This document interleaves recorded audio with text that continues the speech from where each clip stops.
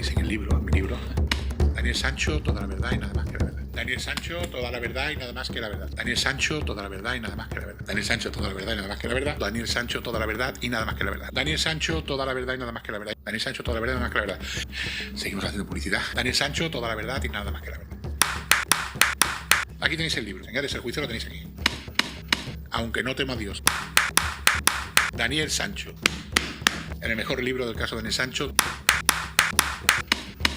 Todo lo que salga después de esto está basado en esto. Tenéis aquí, por cierto, O sea, esto es el mejor libro que hay de Daniel Sancho. La Biblia del caso. No hay nada que falte.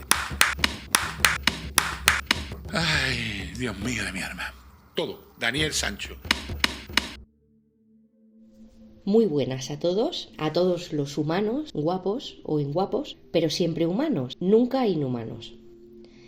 Hemos llegado por fin al cuarto vídeo, la cuarta parte de este especial dedicado a Triunars, donde hemos estado repasando juntos no solo el libro, sino algunos detallitos de esas últimas entrevistas que hizo a raíz de la lectura de la réplica al recurso de la coacusación.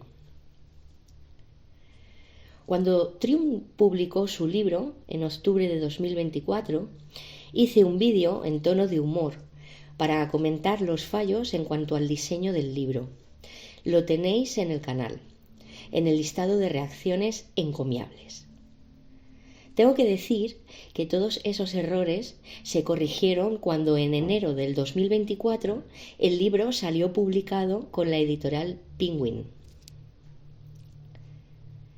Bueno, todos no.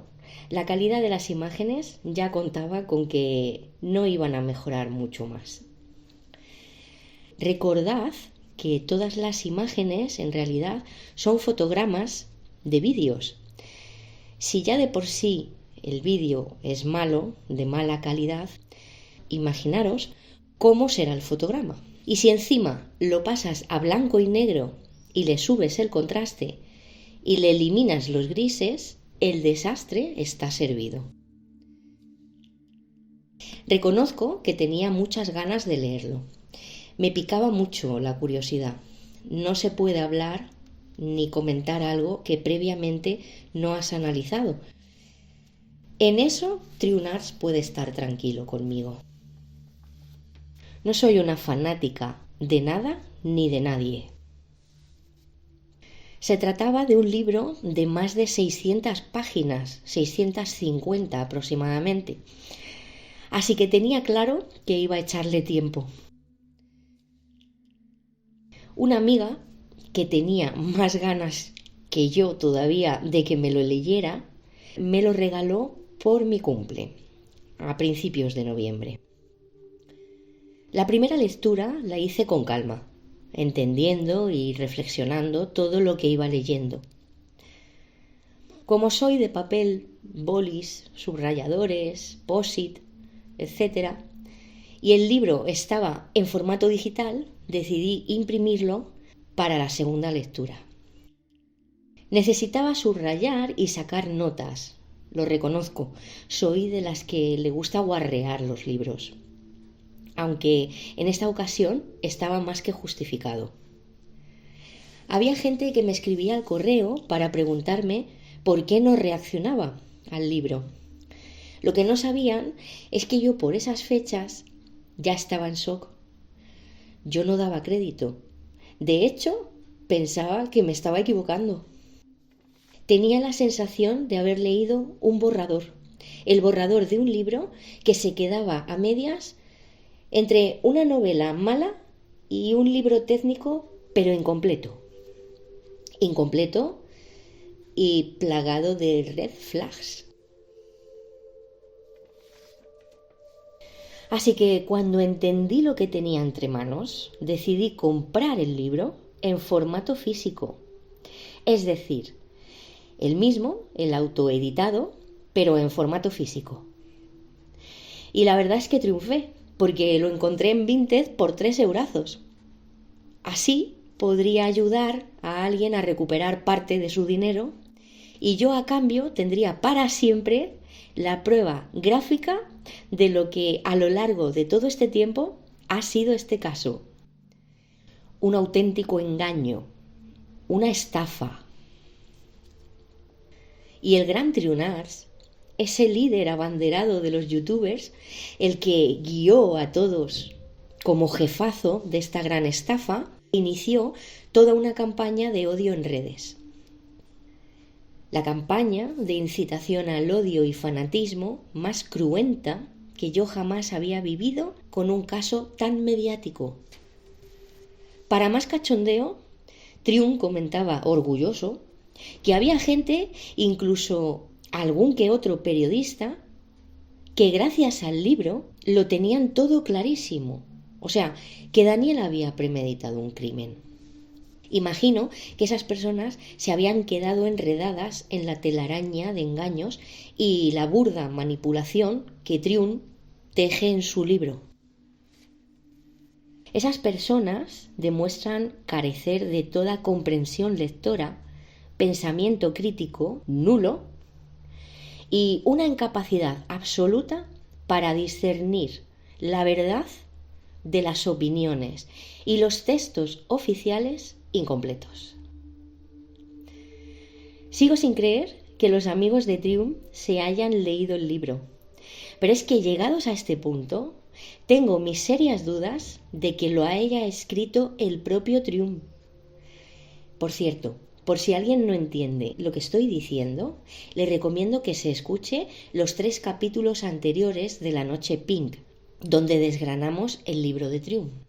Os dejo los enlaces en la caja de texto.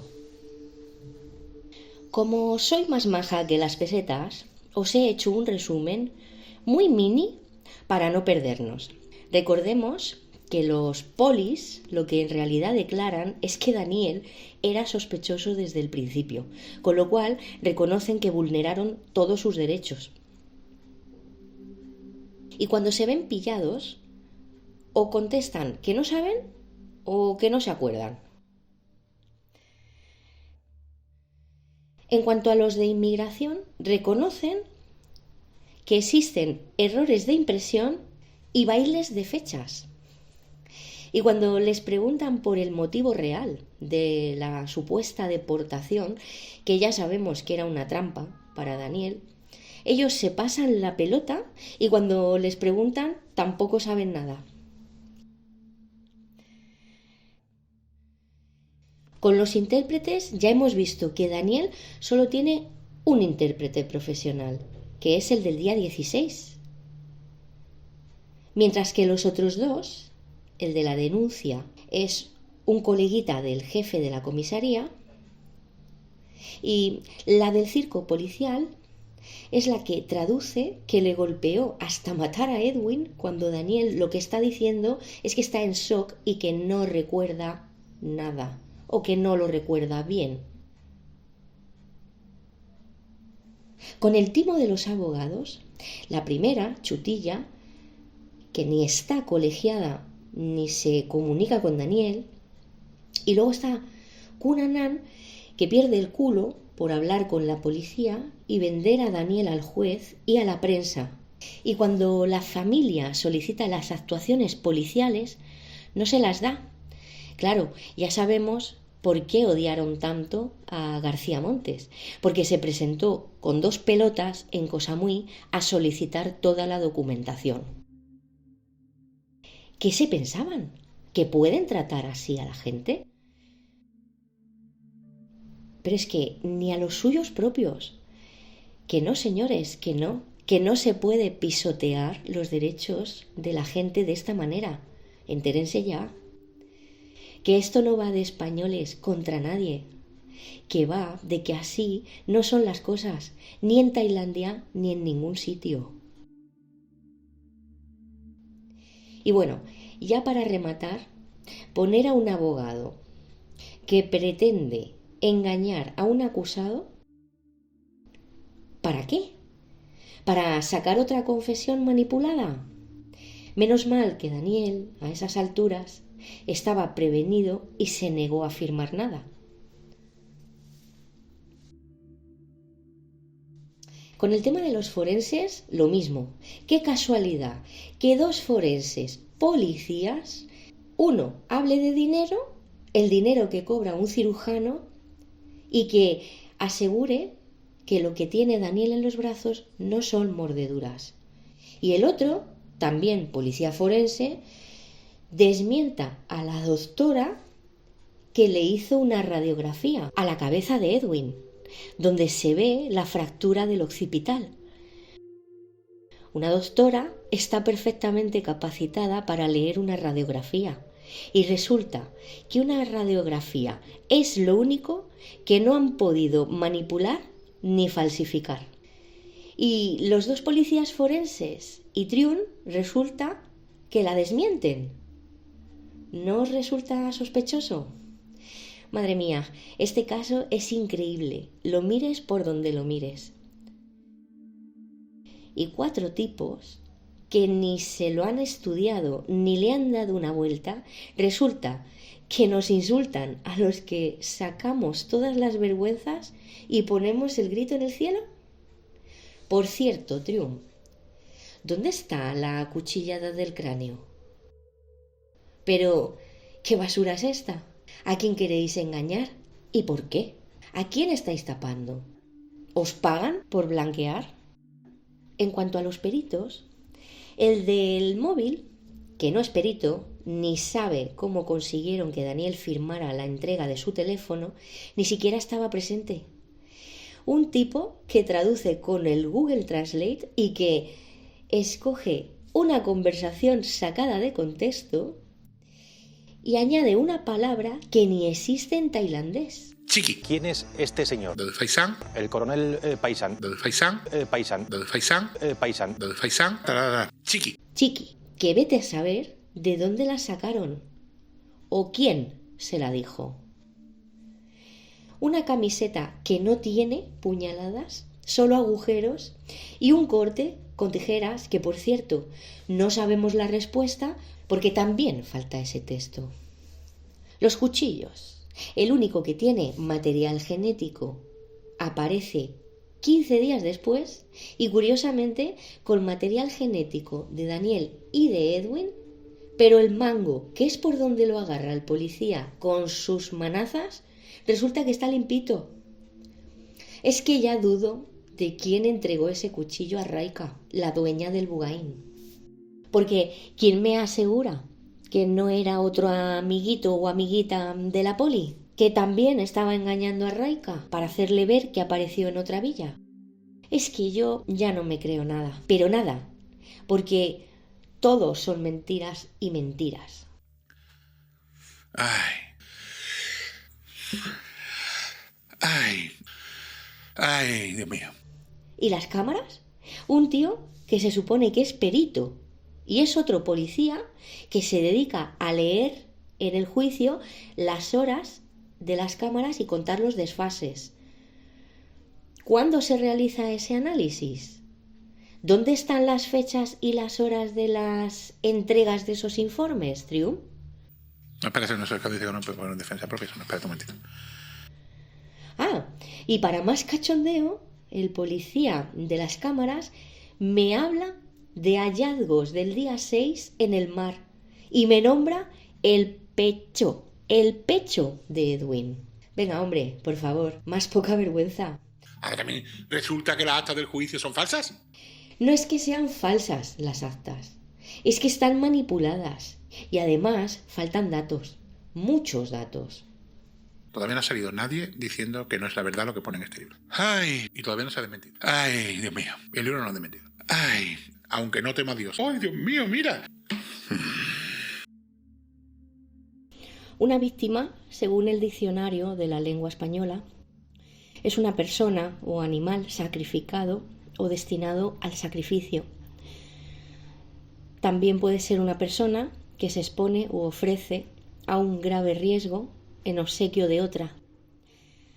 O una persona que padece daño por culpa ajena o causa fortuita. O una persona que muere por culpa ajena o causa fortuita. O una persona que padece las consecuencias dañinas de un hecho. Se cayó y se destruyó solo. Está lloviendo. Es una gritada así. Y pasó y parecía un Lego. Hizo así. ¡Plá! Se desmontó. Pues entonces, ¿qué me estás contando? Los tontos son los que hacen tonterías.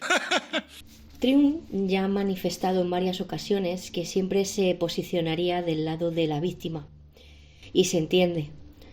Si nos ceñimos al significado de la palabra, tenemos claro que Edwin muere por causa ajena y fortuita. Aquí nadie va a discutir esto.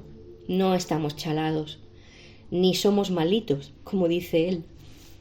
El tema es que este señor, Trium, asegura tener la verdad de un caso que se ha negado a investigar y que cuando se ha cuestionado algunas cosas no solo se ha alterado e incluso se ha asfixiado, sino que intenta vilipendiar o silenciar a los que no opinen igual, hasta el punto de bloquear o maltratar a sus propios seguidores. La cosa es que un caso tan complejo y con tantas aristas conlleva un estudio mucho más completo de lo que Trium se imagina. Edwin es el fallecido en la pelea, sí, pero no te puedes quedar ahí, porque hay mucho detrás. Hay que resolver muchos cabos sueltos para entender qué pasó y por qué sucedió esa pelea. ¿Quién seguía a quién y por qué? Daniel fue víctima previamente. Hubo un intento de abuso de un señor que iba persiguiendo a Daniel desde el principio, porque fue Edwin quien buscó a Daniel, no al revés. Si nada de esto hubiera pasado, si Edwin no hubiera fallecido en esa pelea, a quien se habría juzgado en Tailandia es a Edwin. Os recuerdo que lo que más preocupaba a la familia del fallecido era el dinero y no quedar en vergüenza. Y esto está recogido en grabaciones, tanto del propio Espina como de Darling o de las televisiones. Todo sucedió de otra manera y nadie se molestó en analizar el estado de Daniel. La policía está para investigar, no para juzgar y mucho menos inventar o sacar conjeturas y presuponer por mucha experiencia que digan tener. Engañar y falsear documentación, despojar a una persona de sus derechos, manipular una confesión y manipular los medios y a todo un país con mentiras que no son. Bueno, pero si casi se me olvida lo mejor. El único testigo que llevó la coacusación se llama Juan Ospina. Y adivinad de qué hablaba en sala. Hablaba de dinero, también habló de dinero, en alguna ocasión habló de dinero.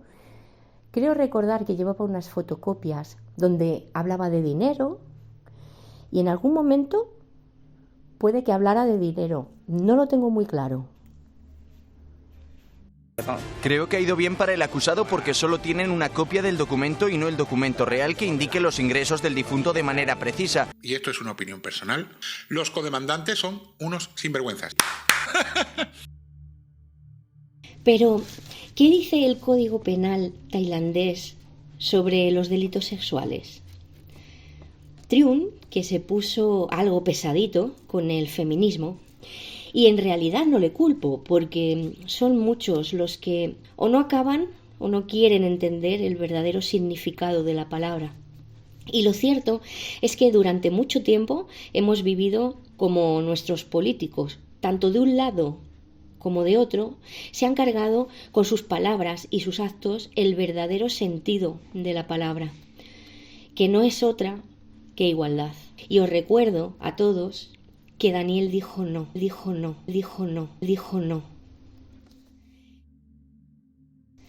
¿Qué dice la ley tailandesa al respecto? Cito: cualquiera que cometa un acto de penetración sexual contra otra persona sin su consentimiento será culpable de violación. Es importante saber que la ley en Tailandia, en este sentido, se mantiene neutral respecto al género. Es decir, no se limita a especificar el género. Además, intentar abusar, aunque no se consuma el acto sexual, puede ser considerado tentativa de violación o agresión sexual, algo que en Tailandia también es delito y conlleva penas de prisión. Afortunadamente, hay asociaciones en Tailandia que dan apoyo a las víctimas de abuso, como One Stop Crisis Center, M Plus Foundation, Thai Lawyers for Human Rights, Manusia Foundation o Rainbow Sky, ya que, por lo visto, a día de hoy todavía existen garrulos que siguen sin comprender ni empatizar con ciertos temas, incluso dentro de los cuerpos oficiales que deberían ser los primeros en brindar asistencia a las víctimas de abuso, independientemente del género que sea. Negar que existe, burlarse o manipular la realidad no minimiza el problema ni lo invisibiliza. Es real y sucede. Las víctimas tienen miedo de denunciar por miedo a toda esa falta de empatía. Cualquier persona que niegue esto pertenece al Pleistoceno.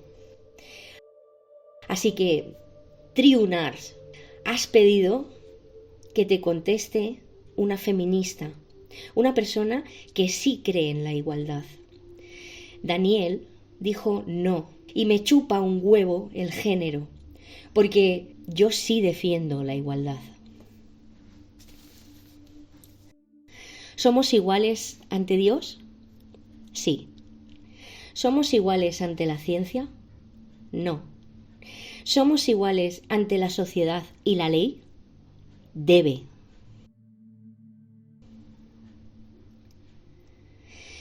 Yo me pregunto cómo reaccionaría el marido de tu yupa si un señor intentara abusar de él. ¿Se lo has preguntado, Triun? ¿Le has preguntado a Charlie qué haría él? ¿Pediría ayuda? ¿Saldría corriendo? He visto fotos del maromo de tu yupa. Ese tío es un mulo, es un armario empotrado. Así que, si en esa situación Charlie se tuviera que defender, con ese brazaco, arrea un puñetazo, lo hubiera mandado de vuelta a Colombia. Se van a limpiar el culo con esto. El rey de la empatía, la estadística sacada de mis cojones, con ira, abogaditos, con ira y sed de venganza. Para nada, hombre, que va. En un juicio, la defensa desempeña un papel fundamental para garantizar que el acusado reciba un juicio justo. Aquí, en España, y en Tailandia también.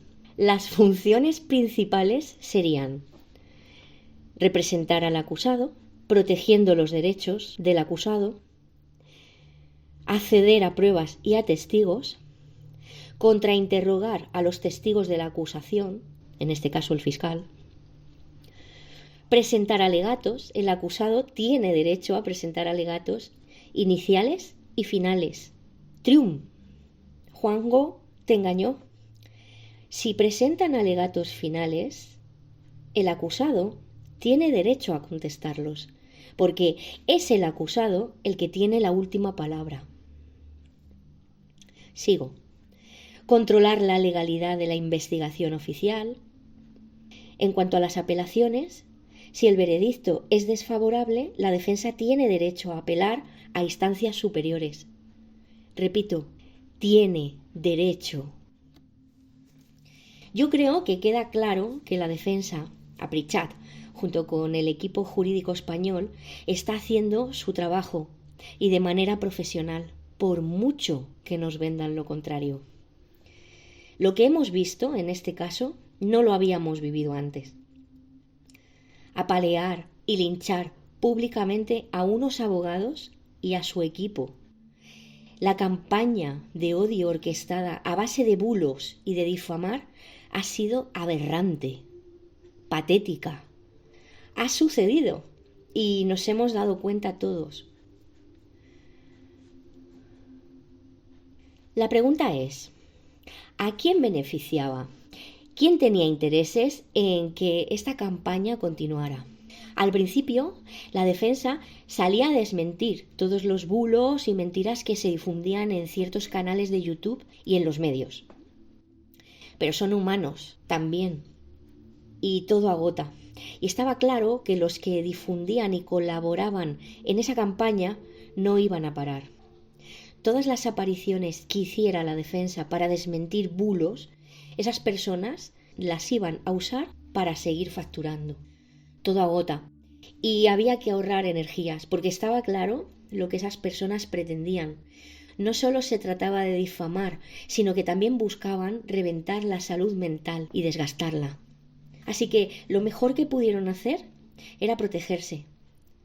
Proteger a Daniel, proteger a Rodolfo y a su familia, incluso a ellos mismos.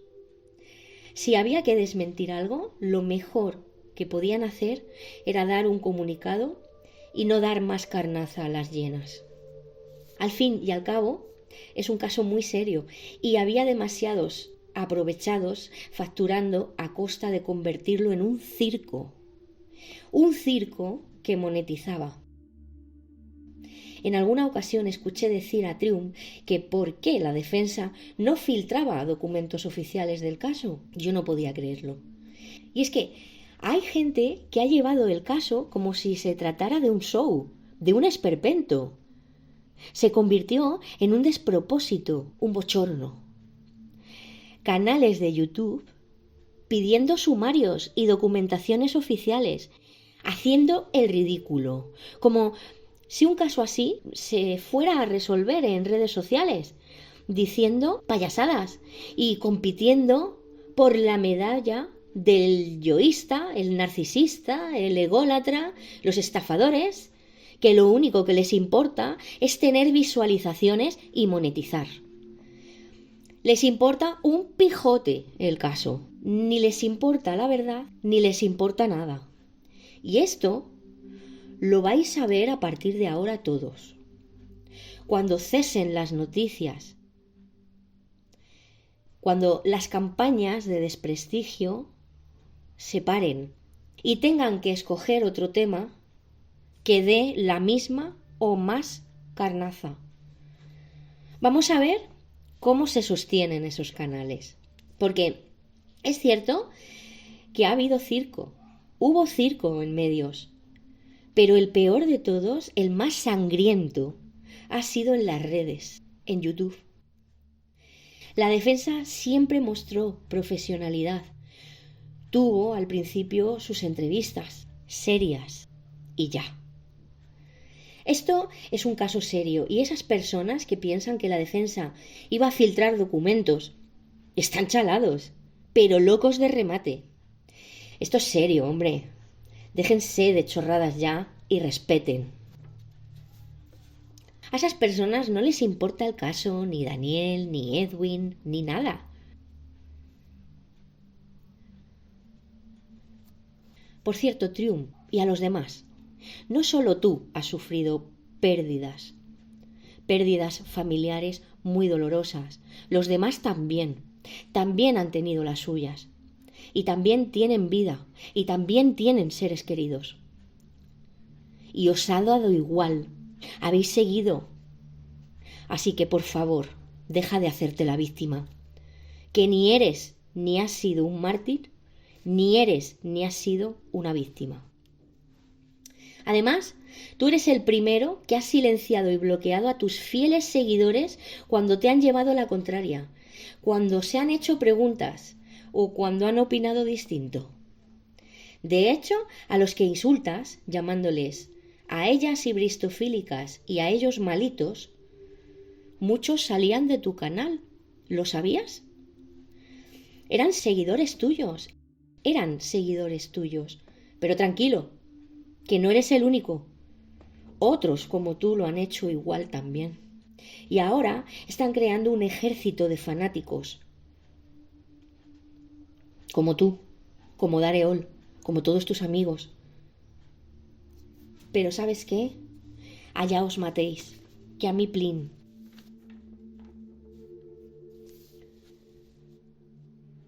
Por cierto, No he tenido todavía ocasión de comentar la entrevista que dio Carmen Balfagón en el canal de Laura Rodríguez. Algunos no lo entendieron y otros, los más borregos, se limitaron a criticar sin darle ni media vuelta. Carmen no acudía como abogada, acudía en calidad humana, como persona, y para más INRI escogió un canal enemigo. Se bajó al barro e hizo un llamamiento a la sensatez, a frenar el odio y a frenar el fanatismo.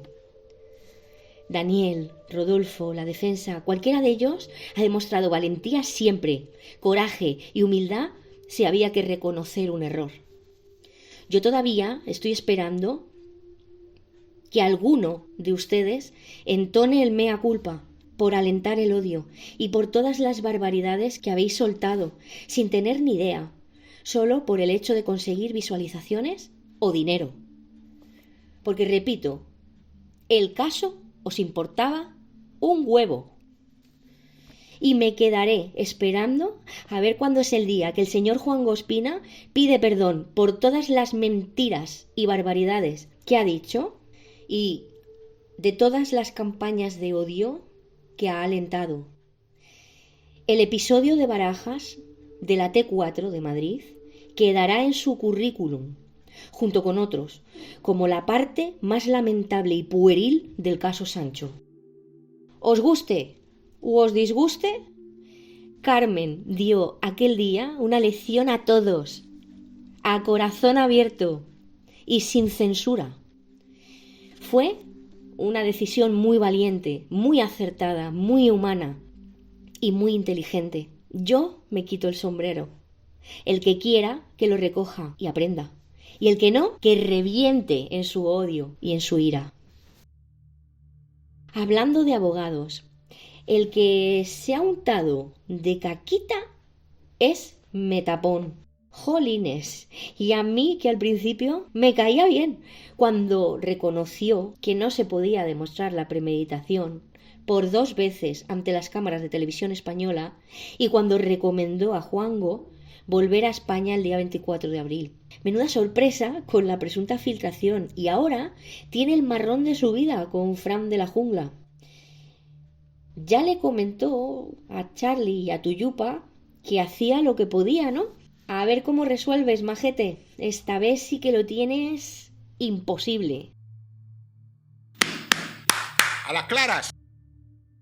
Entender la importancia de una investigación completa nos permite reconstruir el contexto, la intención, la motivación detrás de un delito. Aporta profundidad, aporta precisión y justicia. Asegura justicia al proceso y se basa en varios aspectos. El primero es revelar la intención. Podemos distinguir entre premeditación, presión, impulsividad, algo que influye directamente en su interpretación legal. El segundo construye el perfil criminal, identifica patrones de conducta, si los hubiera, y ayuda a prevenir y vincular casos similares. El tercero aporta coherencia a la investigación, conecta pruebas físicas con el comportamiento del sospechoso dando sentido lógico a los hechos.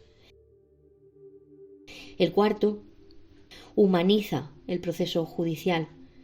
No busca justificar un crimen, pero permite comprender su trasfondo y ajustar la respuesta judicial de forma proporcional. El quinto facilita la prevención, comprender las causas, los trastornos o la necesidad para poder desarrollar estrategias y evitar que se repita. El sexto ayuda a encontrar el verdadero culpable. Si el motivo no concuerda con un sospechoso, se pueden evitar errores y redirigir la investigación. El séptimo contribuye a la reparación de las víctimas. Y esto es muy importante, porque dar respuesta y sentido a lo ocurrido es clave para el cierre emocional y la confianza en el sistema judicial. En cuanto a las disciplinas involucradas en la investigación criminal, todas cumplen un papel clave y son complementarias. Por ejemplo, la policía es la primera en actuar, asegura la escena, protege las pruebas, interroga a los testigos y detiene a los sospechosos. Es la fuerza operativa que inicia el proceso. Las ciencias forenses analizan las pruebas físicas con rigor científico, ADN, huellas, rastros, etc. Su trabajo convierte los indicios en evidencias confiables y objetivas. En tercer lugar, tenemos la psicología, que permite entender emociones, pensamientos y conductas de los implicados. Contribuye a la elaboración de perfiles criminales, la evaluación de testigos y el diagnóstico de trastornos si los hubiera. Y la criminología. La criminología que estudia el delito desde una perspectiva más amplia, social, cultural y personalmente. Busca comprender las causas del crimen y aportar soluciones preventivas, estructurales y humanas. En 1977, los agentes John E. Douglas y Robert Ressler comenzaron a entrevistar a asesinos seriales encarcelados para entender su psicología y los patrones de comportamiento. Esto dio origen a la Unidad de Ciencias del Comportamiento del FBI y al desarrollo del perfil criminal como herramienta de investigación. Estos estudios marcarían un antes y un después en la criminología moderna. La serie Mindhunter, producida por David Fincher, recogió parte de estos estudios y está inspirada en el libro con el mismo nombre, escrito por Douglas y Mark Olsaker. ¿Por qué tomó Daniel esta decisión? ¿En qué estado se encontraba?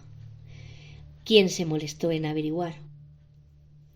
La primera persona que se hizo estas preguntas y se planteó muchas más se llamaba Carmen Balfagón, criminóloga y abogada, madrileña y española.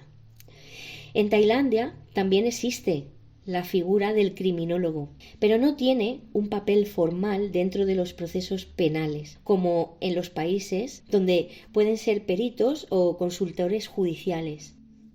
En realidad, la criminología en Tailandia está ligada a la formación policial, la Royal Thai Police.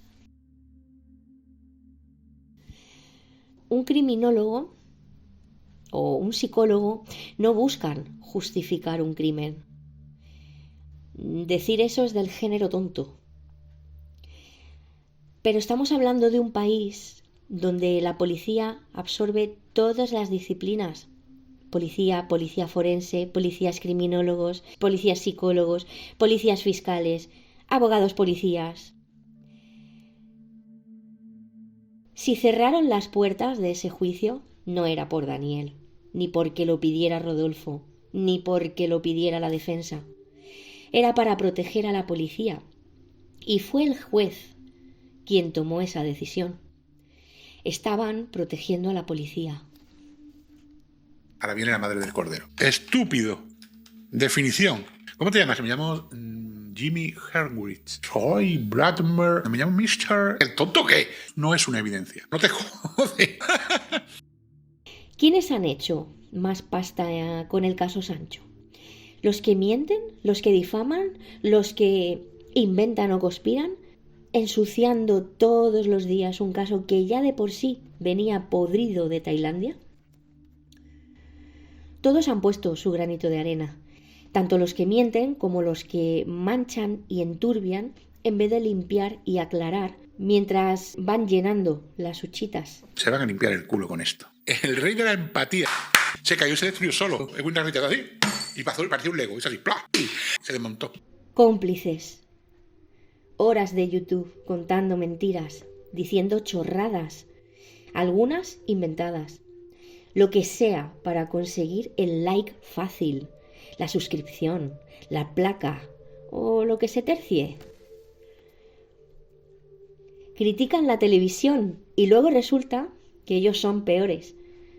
En sus apestosos canales atestados de fanáticos, infectados de odio, insultos, faltas de respeto, ese odio que sus héroes les inyectan día tras día. No tiene intención de que se muera. Le reventabas enojado. Lo infló a hostias, la estadística sacada de mis cojones. Líderes facturando y fans sedientos de venganza. Qué ironía y qué vergüenza. Todas esas ganancias, todo ese dinero, céntimo a céntimo, está maldito. Pues entonces, ¿qué me estás contando? Los tontos son los que hacen tonterías. Si tan mal estaba llamarle caso Daniel Sancho o caso Sancho, y debía llamarse caso Arrieta, ¿por qué no le cambiasteis el apellido? Sí, vosotros. ¿Por qué no llamabais caso Arrieta? ¿Por los titulares? Es que vende menos, ¿no? Claro, todos os habéis quejado de esto, pero ninguno ha usado el apellido Arrieta. Toda mi verdad del caso Arrieta. Nah, eso no vende. No seáis cínicos. Si algo abunda en este caso, son los mentirosos, los mitómanos, los hipócritas, los cínicos, los narcisistas, los yoístas, los medallistas y los ególatras. La verdad es que el apellido Sancho factura y da mucho dinero. Y lo habéis usado todos. Todos. Un puto peligro para la sociedad, señores. Faltan datos. En cuanto a las campañas de odio y desprestigio, estas campañas son planificadas. Se difunden de forma masiva y se alimentan a través de las redes sociales. El objetivo es destruir la imagen pública de una persona, influir en la opinión colectiva y distraer de temas realmente importantes. Rara vez surgen de manera espontánea y encuentran en el ataque sistemático una herramienta eficaz para anular moralmente a sus objetivos. Manipulan la información, descontextualizan los hechos y se recurre al sensacionalismo. Y en los casos más extremos se fabrican pruebas falsas.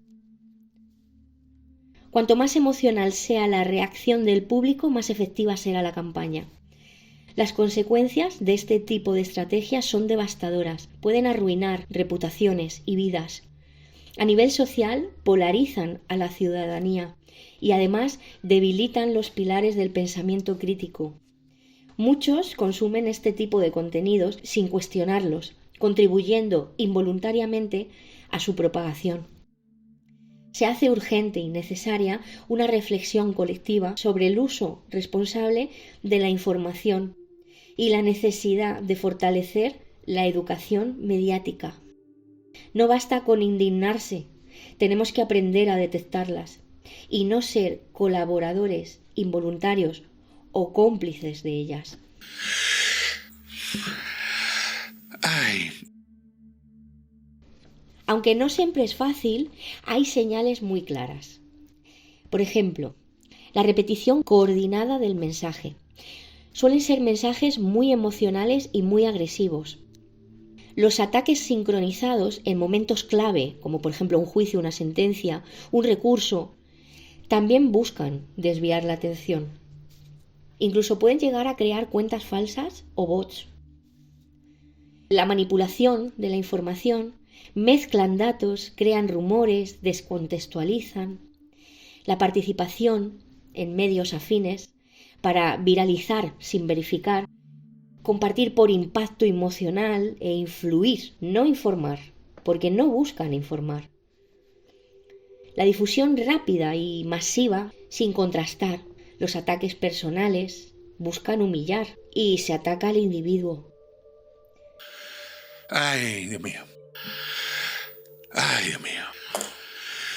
Ay, Dios mío. Ay. No compartas, contrasta, denuncia. Piensa, ¿quién es esa fuente? ¿Está toda la información o está sesgada? Si no sabes, no participes. No te dejes manipular. Que no usen tus emociones y que no te inyecten ese odio. Ay, Dios mío, mira. En cuanto a los intereses personales, para entender todo lo que rodea este caso, hay que analizar también a todos los personajes que se han ido enganchando al carro del apellido Sancho. De todos ellos podemos decir que Juan Ospina pertenecía al caso, ya que fue la propia familia Arrieta la que en septiembre de 2023 le contrató como portavoz para defender a Edwin en España y que a su vez se encargara de contratar a los abogados de Tailandia. Los intereses de Juanjo, como él mismo explicó, eran puramente comerciales, para ganar fama en su despacho de abogados en Madrid y poder así atraer a más clientes, o sea, fama y publicidad. Por cierto, seguimos a día de hoy sin saber quién paga a Metapon y a LAC, porque cierto que Ospina explicó y mostró sus facturas del despacho de Metapon y LAC, pero hasta la sentencia. No me queda muy claro quién pagó el recurso que presentó en noviembre y se aceptó en diciembre de 2024 la familia Arrieta, donde solicitaban la pena de muerte para Daniel y los 800.000 euros que llevaban pidiendo desde el principio del juicio, allá por abril. Ese recurso, que yo estoy convencida, por la forma que tuvo de actuar Ospina y el nerviosismo ante las cámaras, estoy segura que le pilló totalmente por sorpresa. En la entrevista de Triun a Metapon explicaba que solo lo hicieron como medida disuasoria para el juez. Ellos sabían que la defensa presentaría su recurso y Metapon le explica a Triun que simplemente fue para que el juez no se planteara bajar la condena y para poco más servía ese recurso. Lo que pasa es que a Triun no le podía llegar bien la traducción, ya que escogió como intérprete a Tuyupa, que como sabéis no es alguien imparcial en el caso y tiene desde el principio sus propios intereses. Bueno, en realidad intereses propios y de otros, que todos imaginamos, pero que permanecen ocultos en la sombra, porque Tuyupa es la única de todos estos personajes que no necesita ni fama, ni dinero, ni publicidad. La DJ tailandesa colabora desde el principio del caso con la policía tailandesa y además actúa como nexo de unión de la policía con Darlene Arrieta.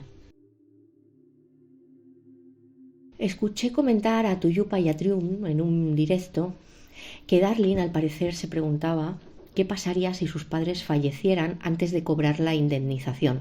Al parecer, Darlene está preocupada con este asunto. Bueno, pues para que se les despejen las dudas, en caso de fallecimiento de los padres, efectivamente, la indemnización la cobrarían sus herederos, que son Darlene y su hermano pequeño. Sí, el tercer hermano. Da un poquito de repeluco pensar que Darlene Arrieta se hace estas preguntas. Ay. Si hay un personaje que se le veía venir desde lejos, ese es Joaquín Campos. Joaquín es espontáneo, está loquísimo y tiene el típico comportamiento del cincuentón con síndrome de Peter Pan, pero también vive en el mundo fantasía. Y por lo que he observado durante todo este tiempo, es bastante fácil de manipular. Si a esto le sumamos que guarda un rencor increíble hacia Ramón Abarca cuando el problema lo tuvo él, porque Ramón no tiene la culpa de hacer bien su trabajo y ser un profesional. Ya vimos también el odio que tiene hacia Daniel, Rodolfo y la defensa. Ahora se entiende mejor por qué en realidad jamás investigó nada.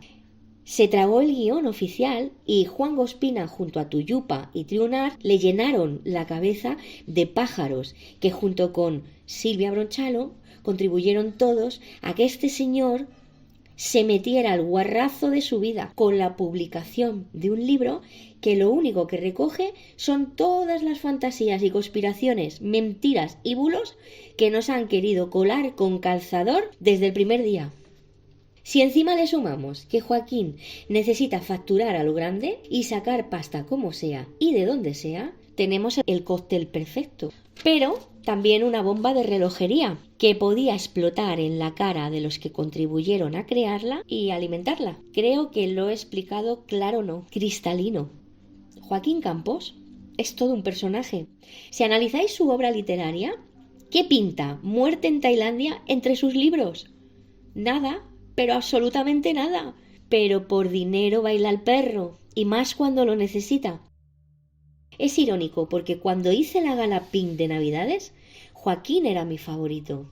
Por divertido primero, es con el que más me he reído. Los demás son un coñazo. Pero también porque, analizando su perfil, pensé que en algún momento pegaría un giro de 180 grados y se daría cuenta de muchas cosas. Incluso su libro hubiera sido el más vendido.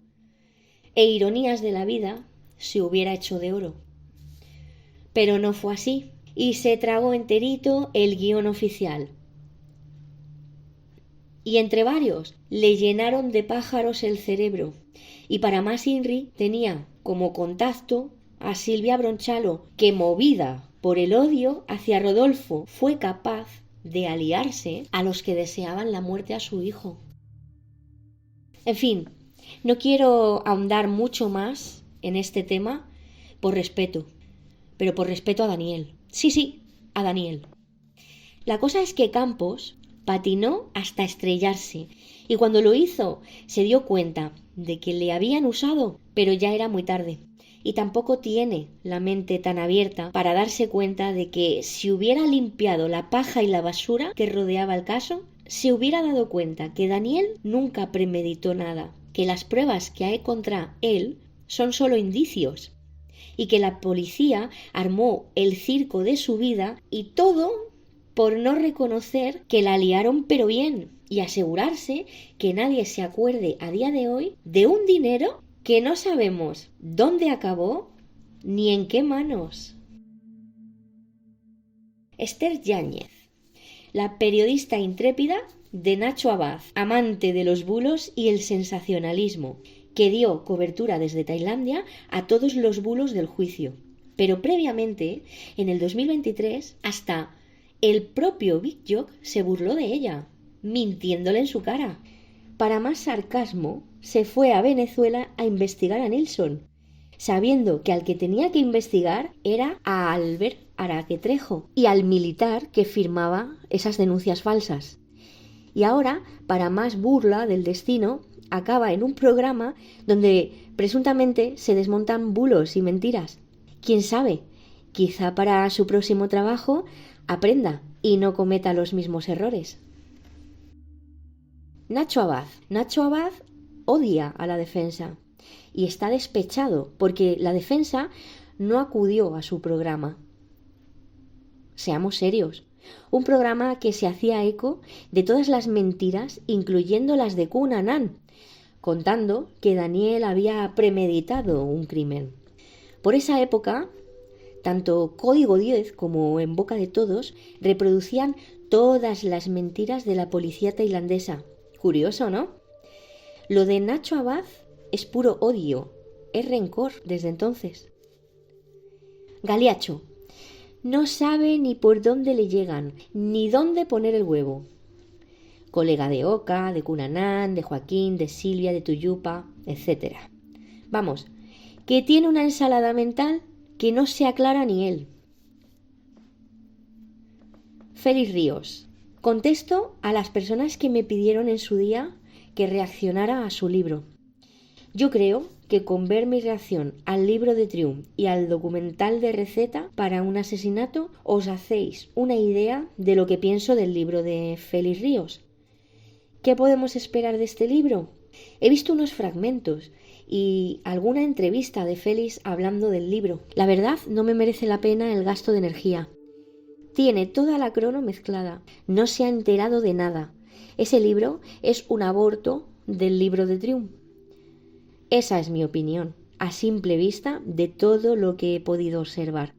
Y sé que no me equivoco, así que prefiero guardar las energías, que llevo una paliza con las horas que le he echado a Triunars que ni os imagináis.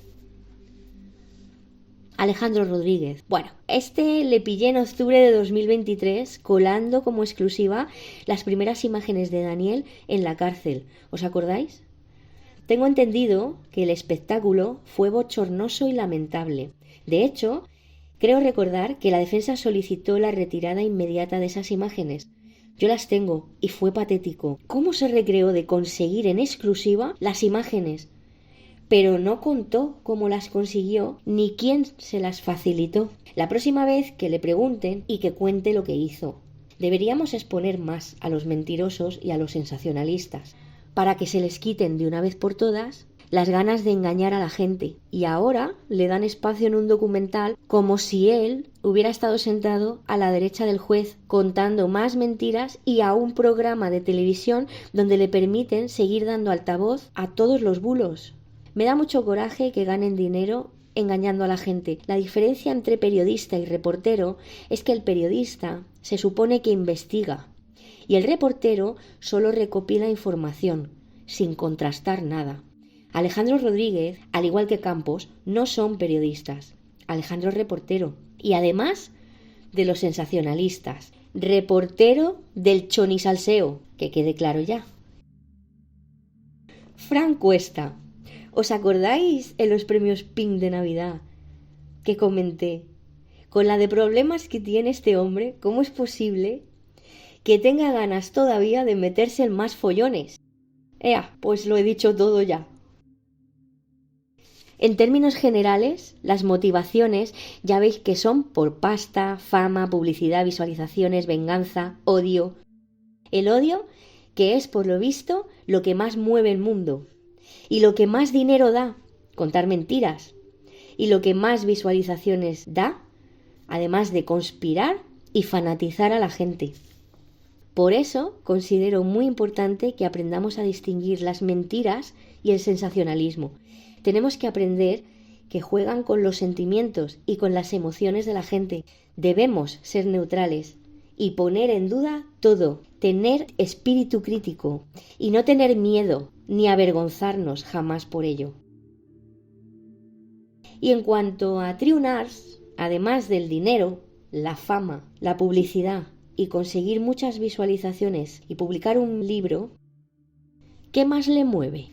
Porque llevo casi 2 años dudando entre si Triunars es inocente o culpable. Si por no querer ahondar en el caso ni investigar nada es puro o inocente y solo busca defender a la víctima. Pero por otro lado, lo que veo es que sabe. Por lo que veo, es culpable. Y además, no porque se lo haya currado, ni haya investigado ni nada, sino por lo que han contado. Si no es tonto, habrá comprobado todas las incoherencias del caso. Pero si sabe todas las incoherencias y no quiere investigar, entonces está sesgado. Y si ese sesgo es voluntario y además no lo esconde, ¿cómo pretende colarnos un libro como si fuera la única verdad absoluta del caso Sancho? ¿De verdad no os mosquea todo esto? Quizá Campos no se equivocó al llamarle capo. Quizá Campos lo dijo conscientemente para que los que todavía andan ciegos despierten tiempo al tiempo. Además, Triunars es consciente de todas las mentiras que echó Big Jock en esa rueda de prensa y las de Tuyupa. Y sigue manteniéndolas. Triun sabe lo que pone en el primer informe policial. Él mismo sabe que el fiscal lo rechazó. Y además es confidente de Juan Ospina. La prima de Ospina, Carmen Ospina Pinzano, le ha facilitado la publicación del libro en Penguin, la editorial para la que trabaja, después de pasar por Planeta, que es en realidad la número 1. Pero bueno, que sigan contando mentiras, que nosotros seguiremos desmontándolas, y además entre sonrisas y alegrías.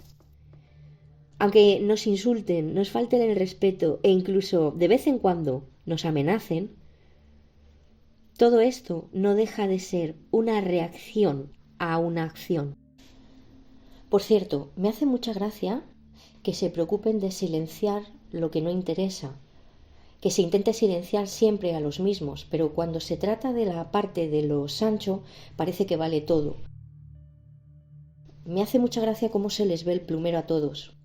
Y ahora que el tema que monetiza es Fran Cuesta, sean todos tan comprensivos y modosos, pidiendo respeto y cuidando que sus hordas no ataquen con odio. exigiendo lo que, por lo visto, la familia Sancho no merecía. No estoy diciendo con esto que el señor Cuesta merezca ahora una campaña contra él. Lo que digo es que me hace gracia, por ejemplo, ver a Dareol pidiendo respeto a su comunidad y asegurando que ellos no censuran la libertad de expresión siempre y cuando en sus chats y comentarios no se falte el respeto. Y se lo dice a los mismos que pedían que mataran a Daniel, que insultaban a Rodolfo y que se burlaban de la defensa. ¿Qué os parece la vida? No me digáis que no es pura ironía. Y lo tenéis en el libro, en mi libro. Daniel Sancho, toda la verdad, nada más que la verdad. Podéis comprar en cualquier parte de España. El juicio completo. No sé si después de todo a Big Triun, le quedarán ganas de traducir las 574 páginas de recurso. Publicarlo como otro librito no puede, porque le reventaron la exclusiva. Pero si tiene en mente hacerlo, yo estuve echando el cálculo, grosso modo, de lo que le iba a llevar. La réplica al recurso de la coacusación para unas 96 páginas. Fueron 4 horas. Daniel Sancho, toda la verdad y nada más que la verdad. Sé que en el electrónico vale 10 euros, ¿eh? Lo vais a encontrar todo. Seguimos haciendo publicidad. Daniel Sancho, toda la verdad y nada más que la verdad. Que en formato físico 24, creo. La Biblia del caso. Así que con 574 páginas tardaría en leerlas, con opiniones incluidas y manipulaciones, unas 23 horas con 92 minutos. Esto significa que se tiraría 24 días leyendo el recurso. ¡Lol! Sería la muerte del canal, con lo que le costó llegar a los 100.000 y conseguir la placa. Menudo campeón. 385 dicho, si no me equivoco. Y a todo esto, súmale los problemas de dicción. Problema de dicción empeorado con la ansiedad, los nervios, las prisas y los tropezones. No, espera, no sé, que dice que no puede poner en defensa propia. Que para entender algo hay que bajarle la velocidad y poner la transcripción, y a veces ni con eso. No sé cómo lo veis, pero yo dudo mucho que lo haga, a no ser que Juango le pase la chuletilla. Daniel Sancho, toda la verdad y nada más que la verdad. O sea, es un pecado no tener ese libro. El libro más completo, Daniel Sancho, toda la verdad y nada más que la verdad. En Amazon, en LinkedIn y mejor, Daniel Sancho, toda la verdad y nada más que la verdad. En formato digital, en Casa del Libro. Daniel Sancho, toda la verdad y nada más que la verdad. Imagino que también están esperando a ver qué pasa con la decisión del juez. Por cierto, seguimos con las dudas. Si hay vista nueva, ¿va Juango? Lo dudo. ¿Quién está pagando ahora a Metapon y a LAC? ¿Lo sigue pagando Juango? Lo dudo. Hay que ser estoico para aguantar todo esto sin perder la salud mental. Daniel Sancho, toda la verdad y nada más que la verdad. Todo. Corte Inglés, FENAC, son 200 y pico páginas. Daniel Sancho, toda la verdad y nada más que la verdad. Que es un pecado, os lo garantizo.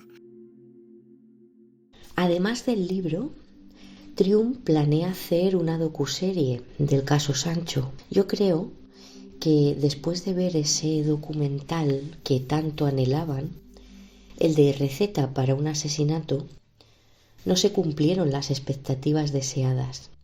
Y Big Triun, no quedó muy satisfecho con algunos aspectos. Por eso decidió que sería él el que hiciera finalmente una docuserie, para intentar así afianzar sus opiniones del caso. Porque eso sí, ahora no puede cambiar ni una coma del libro. De ser así, se le vería el plumero. Y las cosas como son, se han quedado desactualizadas algunas de sus conjeturas. Y a medida que avance el tiempo, mucho más.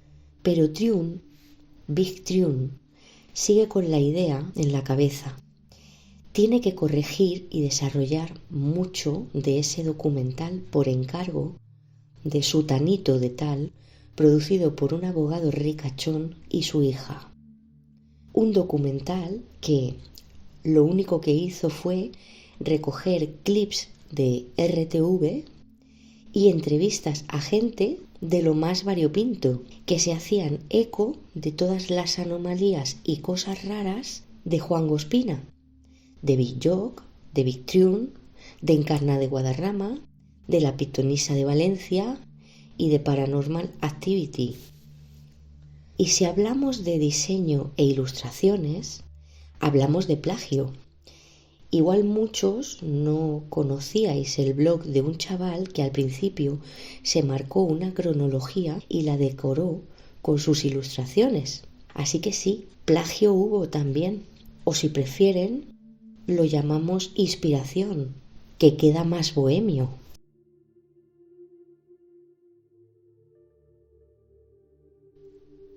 De la primera lectura del libro de Trium, saqué en claro que en el libro no existe la investigación. Es nula totalmente. La traducción deja mucho que desear y no es nada profesional. Si partimos de esas dos premisas, ya podemos hacernos una idea de lo que viene con el libro. Son cerca de 650 páginas aproximadamente, de las cuales alrededor de 400 son de opinión personal y conjeturas de Trium, de Big Trium. El resto son fragmentos de actas y declaraciones judiciales incompletas, o bien porque falta texto o se detectan copia y pega. Hay párrafos que no casan e incluso algunos están repetidos. El juicio completo, todo, con los testimonios, los forenses, de los policías, de la dueña del bungalow, de la cajera del Limping Pong Home Mart, de la cajera del Big C, chica que le alquiló la moto, de la chica que le alquiló el kayak, los acusados, de todos. A grosso modo, a mí personalmente, para decir que este libro se le considera la Biblia del caso Sancho, le falta bastante para llegar a la pretensión de Trium Arts. De hecho, pienso en la defensa y debe estar un poco descojonada, pues yo lo estaría. Para poder considerarlo como la Biblia, a mi parecer, le faltan muchas cosas.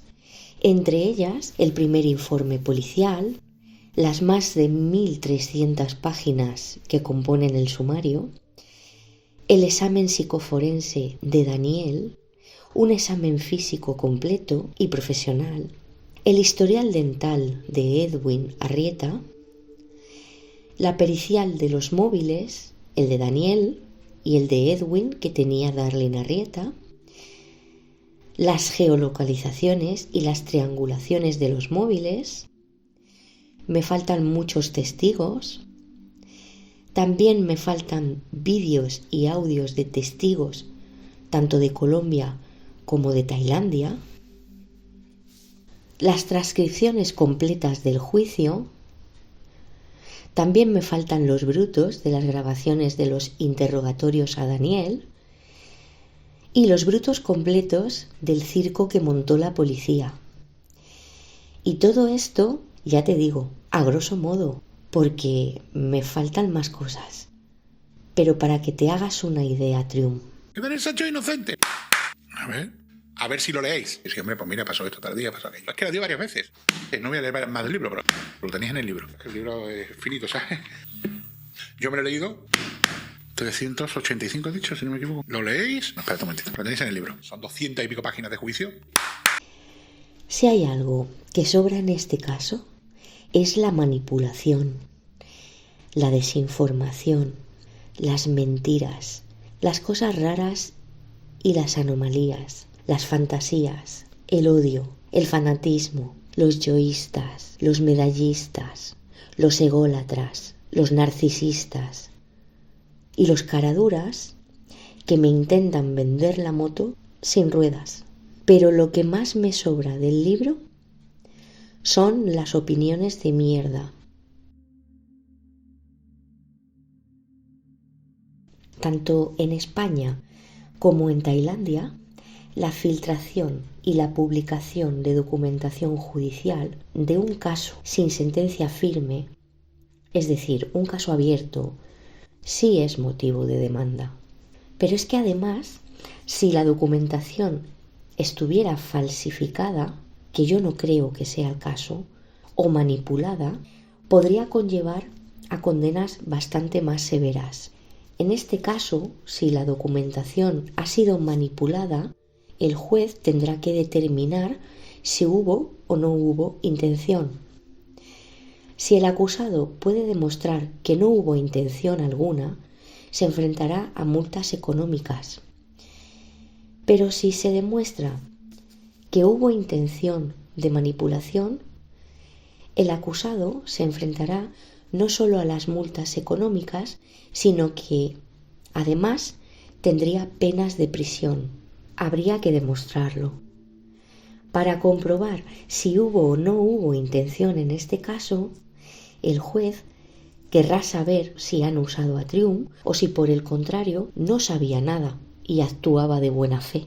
Si este fuera el caso, habría que resolver si Trium tenía opción de averiguar y no lo hizo, o si por el contrario tuvo opción de averiguar la procedencia de esa documentación y verificarla, contrastarla y no lo hizo. Yo imagino que si esto es así, será porque Trium considera a su fuente de confianza y lo bastante fiable como para no engañarle, o al menos lo será para él. Todas, el juicio entero.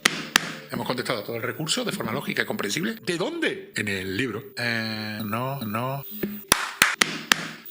A lo largo de todos estos meses he estado callada, solo observando cómo Trium no contaba o interpretaba lo que ponía en esos fragmentos de actas.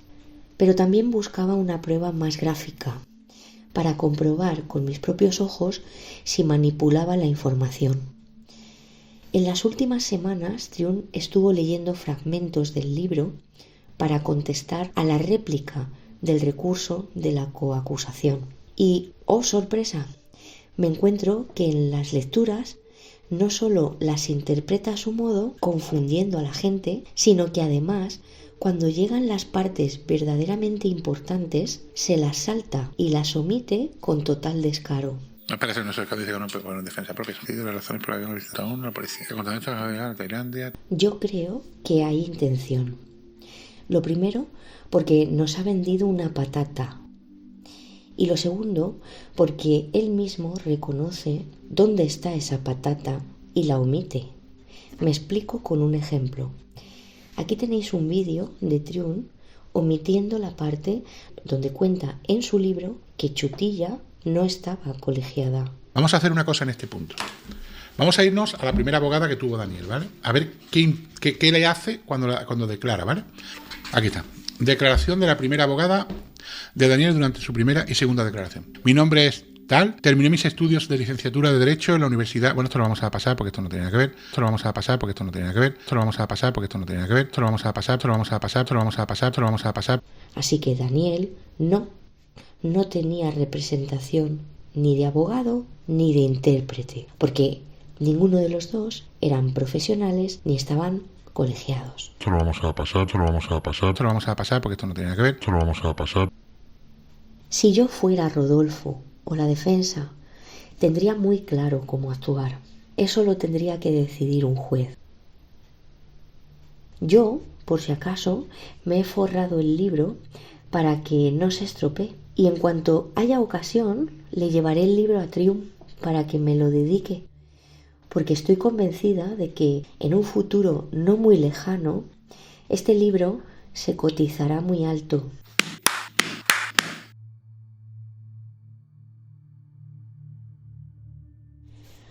Vivimos en una época en la que la verdad ya no es lo que ocurre, sino lo que algunos deciden contar.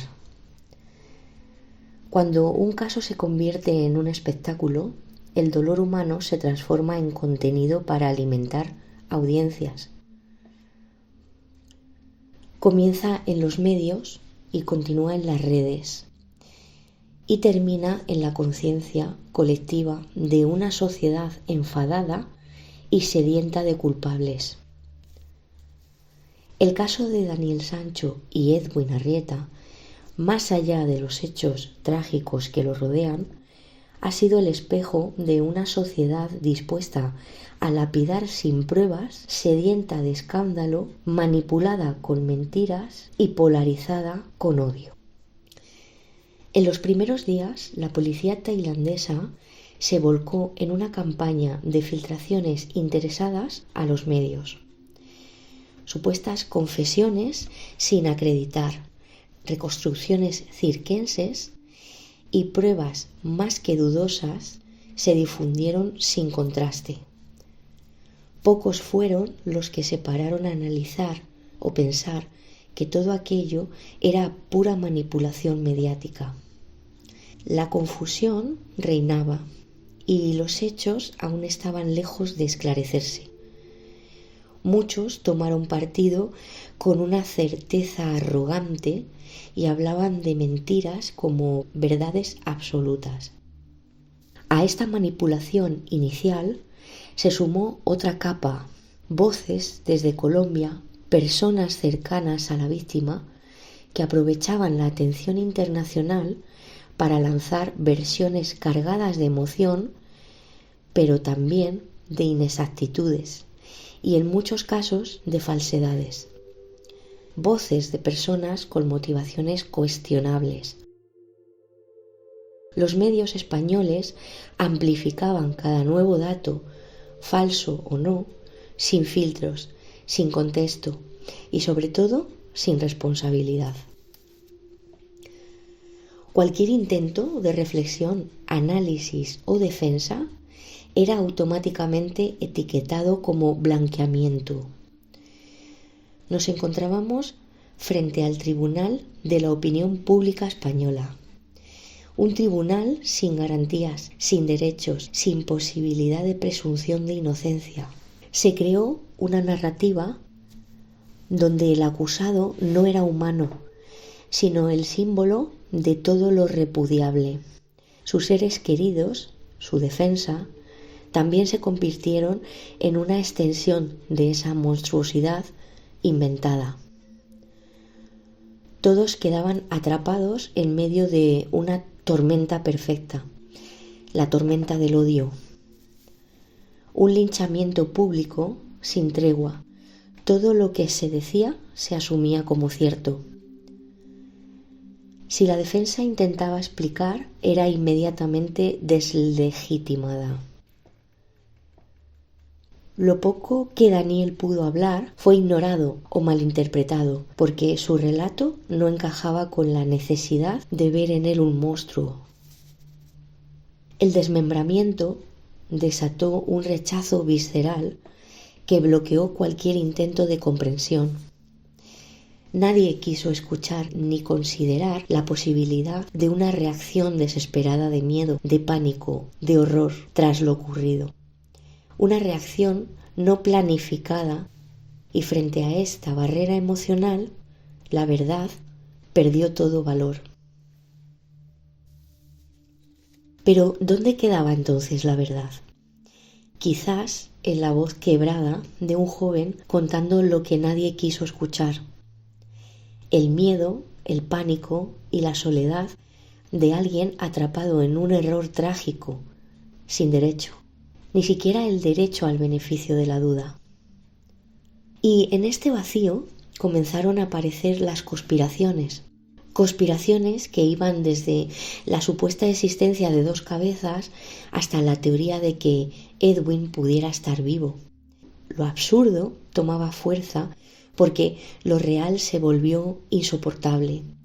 Y así los que querían defender a Daniel lo hacían desde la fantasía, no desde los hechos. Y los que querían condenarlo lo hacían desde el prejuicio, no desde la justicia. Cuando el caso llegó a manos del juez, la sentencia pública ya se había dictado. El abogado de la víctima se aseguró de mantener viva esa desconfianza, favoreciendo una narrativa poco justa, poco real, bastante sucia. La paradoja pasaba desapercibida para muchos.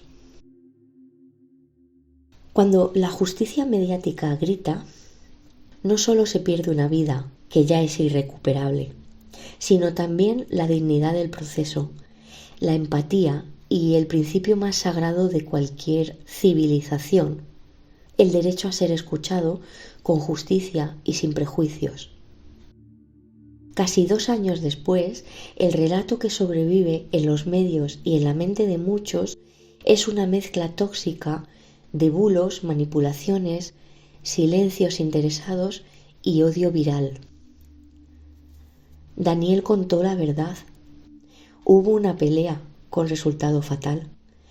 Edwin se golpeó la cabeza y se mató. Lo que sucedió después fue fruto del pánico y un shock traumático. Daniel se enfrentó a una situación extrema, violenta e incontrolable. Su cerebro presenció, después de la pelea, la muerte de Edwin. Solo, en un país lejano, su cerebro activó mecanismos automáticos de supervivencia y se desconectó del mundo real. No estoy intentando blanquear ni justificar. Lo único que estoy queriendo explicar es cómo funciona nuestro cerebro en situaciones extremas. He cerrado los ojos poniéndome en la situación de Daniel y en ese momento he sufrido un ataque de pánico y de ansiedad solo con imaginarme la situación. Nadie se preocupó de analizar cómo estaba ese chico, un examen profesional, psicoforense. Ni siquiera tuvo un examen físico mínimamente en condiciones. Se le despojaron de todos sus derechos y se le engañó. Daniel solo mintió por miedo una vez, pero los remordimientos y el sentimiento de culpabilidad que tenía, porque es un ser humano, hicieron que contara toda la verdad a la policía. Él pidió perdón a Tailandia y a la familia por lo que hizo después del accidente. ¿Quién hace eso? ¿Quién enfrenta lo sucedido, un desmembramiento, si no es alguien que está arrepentido? Pero no tiene que culparse de lo que no sucedió, ni de asumir un delito que no cometió. Porque Daniel jamás tuvo en mente asesinar, ni mucho menos planeó nada. No hay ninguna prueba o evidencia de lo que sostiene la policía. Daniel no tiene que aceptar cargos que no son verdad. No fue su responsabilidad que Edwin pidiera sexo y Daniel dijera que no, porque Daniel dijo no. Y todo lo demás es paja, mentiras, manipulación, fantasía y filosofía. Daniel dijo no, y yo le creo, y quiero que se defienda, porque está en su derecho de hacerlo, y quiero que todos esos verdugos digitales y todas esas voces sociales se metan de una vez por todas la lengua por el culo, y que en vez de ser cínicos, hipócritas, mientras se hacen de oro, facturando lo más grande y engañando a la gente, dejen paso al silencio y que cada uno se enfrente a la verdad sin miedo, porque la verdad se defiende sola, viene desnuda y no necesita nada, porque no teme al juicio, porque la verdad es libre incluso cuando la niegan. A mí me gustaría limpiar el caso de todas las mentiras, los bulos y las conspiraciones que le han acompañado durante todos estos meses. Si tú eres valiente y fuerte, acompáñame y nos enfrentamos juntos.